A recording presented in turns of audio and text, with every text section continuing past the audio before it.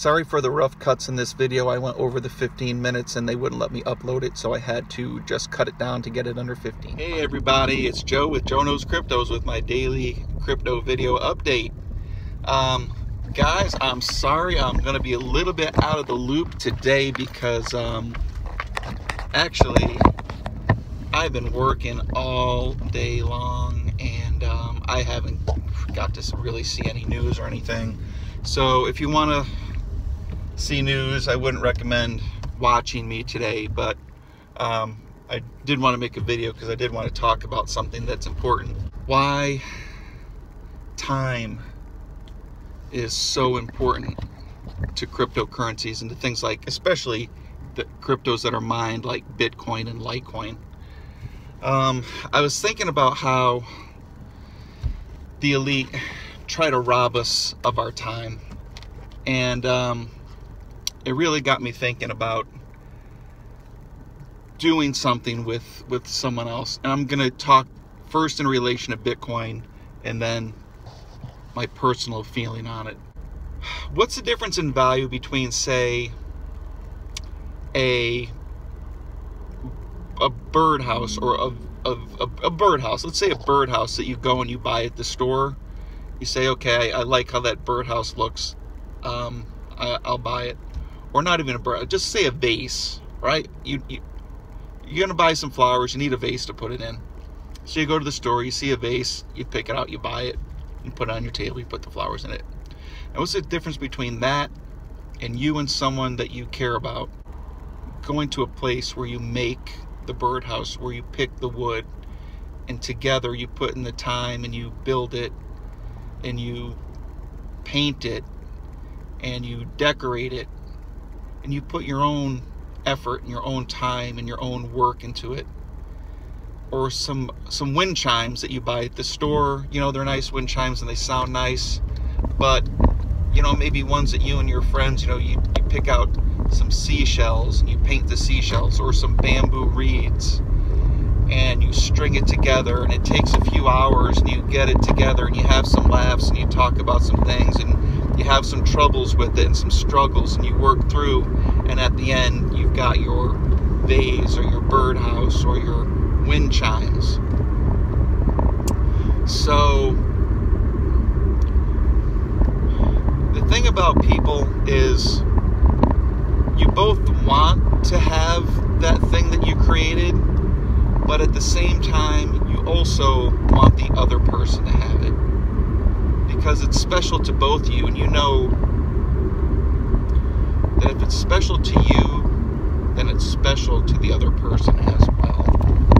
And there's a certain sense of pride when you create something yourself.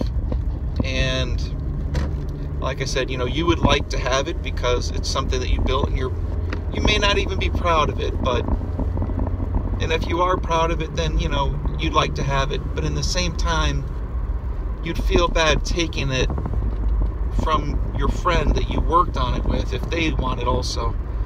And that's one of the things that makes time and time together special, because it builds caring for one another in an indirect way.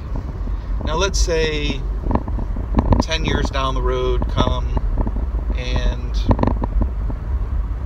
that birdhouse that you built or that wind chime is getting older. If it was one that you just bought at the store, it would be easy to throw out, right? No problem. But that one that you built together, you know, you may try to fix it, you may try to repair it. It's more difficult to throw out because, sorry, I'm getting emotional.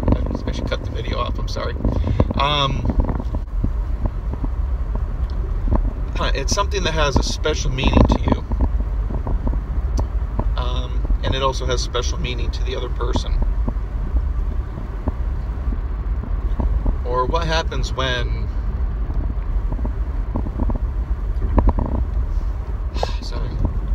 sorry, I don't usually get like this, just, you know, I've got a daughter in college, and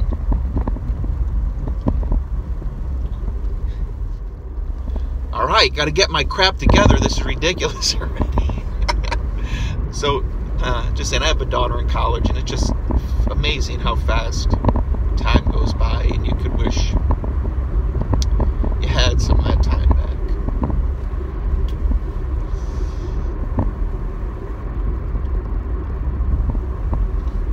And you wish that you could have done more things with people that you love and care about. My daughter's fine. There's nothing wrong with her. Maybe it's that time of the month for me. I apologize. This is ridiculous. All right. So anyway, that person's going to move out of the house. Which one of you is going to keep it? You want to give it to the other person, and they want you to have it. It's sentimental. It has a sentimental value to it. Now with Bitcoin or a cryptocurrency, let's say, I love to use Ripple as an example. Sorry if you're a Ripple fan. I love to rip on Ripple though. So, how much love and caring do you think goes into saying, okay, let's create a cryptocurrency and we'll have 100 billion tokens? All right, type that in the computer. All right, done. We have to close up shop. Oh well, it was good while it lasted. What about people who mine Litecoin and Bitcoin and cryptocurrencies that have to be mined, right? They have to do research and find a mining rig that they want to use.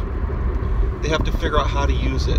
It takes their time. They're probably in a partnership with somebody else. Maybe their wife, maybe a business partner, maybe a brother, maybe a cousin, who knows, a friend. And they do the research and they put in the time and they plug it in, and the electric bill goes up, and the price of Bitcoin goes down, and they have to struggle, and they wonder, is this worth doing? Should we keep this up? Should we close up shop? And then it goes up to almost 20,000, and they're able to buy a car for their family or go on a vacation, and then Bitcoin goes down again, and it's like a constant struggle. But it's these things that build character, and it's these kind of experiences that the elite are trying to take away from people more and more every day. But that's one thing that gives cryptocurrencies value. If it doesn't give value to everybody, it at least gives some value to those people who mine it. Some kind of sentimental value. For some people it may not as much, but because it takes time and research, and there's ups and downs, and there's risk and reward involved, it's not something that's just easy to create. It's not just handed to them. And this gets me back into thinking how the elites have taken so much away from people by trying to make everybody the same and everything one group of things. So let's say back in the old days, there was a bunch of small towns. In each small town, say they had one person that was really a good singer, and that singer was the best singer in that town, and they performed at people's birthday parties and weddings and celebrations, anniversaries, parties, whatever it may be, right?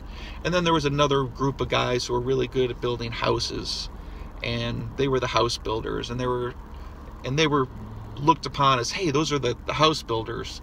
And the singer was like, hey, that's that great singer, and everybody knew each other, and it was more of a small town feel, and everybody had a purpose, and everybody had a reason to wake up and strive in the morning. Even if you didn't have a great talent, you could work for somebody as a helper and learn a trade or a skill, learn how to play an instrument. And you had a need, you had a purpose. When somebody is having a party and they invite you to play the banjo, that's an exciting day for you. Hey, I get to show my craft off to a large group of people. And it gave people a meaning to live life. But then what they do now is, so what do the elites do?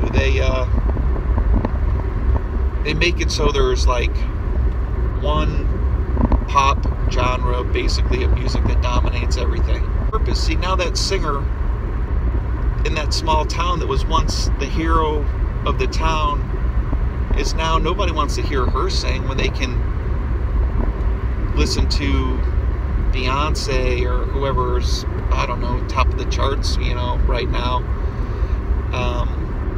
Cardi B or whoever it may be. And, the guys that played guitar, yeah, they can still put a little band together and they may get some following, but it's not like the same. You know what I mean?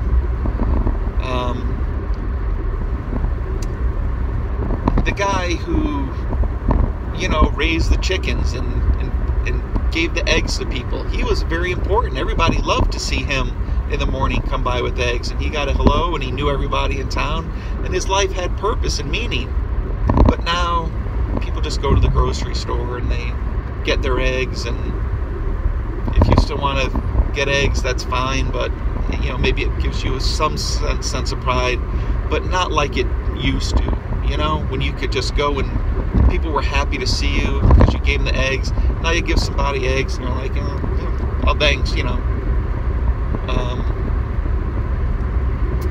Basically what I'm trying to say is, as time goes on, they keep trying to make everybody generic into one group, listen to one type of music, dress the same, look the same, act the same, speak the same, think the same. And it doesn't give people a real purpose, a real excitement or drive to get up in the morning and do stuff. It's like, well, now I got to go to my job at Walmart and cash people out all day. Now, in 5 years, that's actually going to be exciting because there's not even going to be any cashiers anymore. So people that even have a job as boring, and I'm sorry if you're a cashier, I've been a cashier before myself. Not a real exciting job. Yeah, you get to talk to some people, but now even that's going to be gone. And what happens when people have no purpose, no reason for living? They're either going to do a few things. They're either going to get high all day. They're going to play video games all day.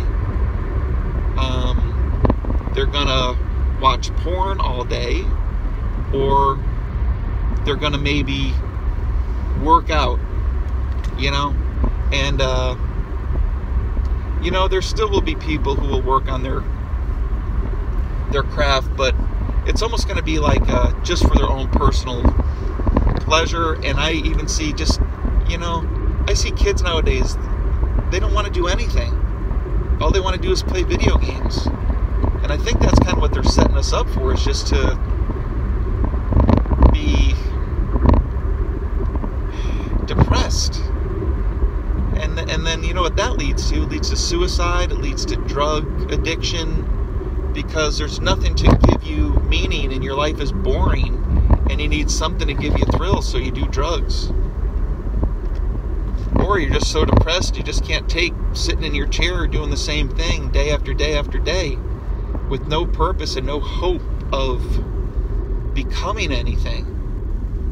And some people can't take that either, and they kill themselves, I was just thinking about this morning, and I don't know if there's any factualness to this, but I just wanted to throw it out there. I guess maybe not all my thoughts have a significant meaning, but I was laying in bed this morning. I was just thinking about how the world is just becoming one big blah of nothingness and non-creativeness, and we have executives that run big corporations, and they're the only things that are important, and they don't want anyone else to have their own small business and feel important.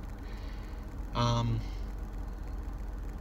I think it's a shame. But guys, please kiss your wife, your girlfriend, hug your kids, pet your pets, really, and mean it, and say something meaningful to them. Show them how much you love them, because there's only very few special people in our lives that we get to share our time with. So let's make the best of it, okay? God bless everyone.